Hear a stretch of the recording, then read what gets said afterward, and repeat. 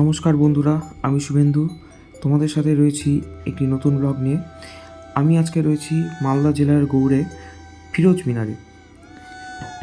তো বন্ধুরা, ফিরোজ মিনার নির্মাণ করেন হাফসি রাজবংশের সুলতান সৈফুদ্দিন ফিরোজ শাহ। মিনারটির নির্মাণ কার্য শুরু হয় 1485 সালে এবং এর নির্মাণ কার্য শেষ হয় 1489 সালে। তো বন্ধুরা, আমরা ভেতরে গেলে দেখতে পাবো এই যে ফিরোজ মিনারটি রয়েছে, এটির সঙ্গে কিন্তু দিল্লির কুতুব মিনারের যথেষ্ট সাদৃশ্য রয়েছে, অর্থাৎ এদের স্ট্রাকচারটা, গঠনগত স্ট্রাকচারটা একই।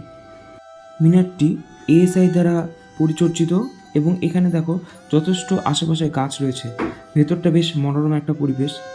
তো এই মিনারে ভিতরে রয়েছে 73টি সিঁড়ি। এই সর্পিল সিঁড়িগুলিতে কিন্তু তোমরা উপরে উঠে যেতে পারবে।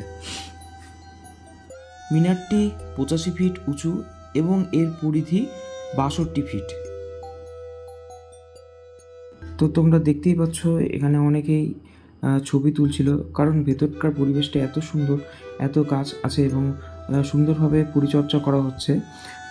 তো যথেষ্ট ভালো লাগবে। তোমরাও আসো, গৌড়ে এলে অবশ্যই ভালো লাগবে। আর ভিডিওটা যদি ইনফরমেটিভ লাগে তাহলে অবশ্যই চ্যানেলটিকে সাবস্ক্রাইব করে দিও এবং লাইক করে রেখো। দেখা হচ্ছে আবার নেক্সট ভিডিওতে। Thank you, tata.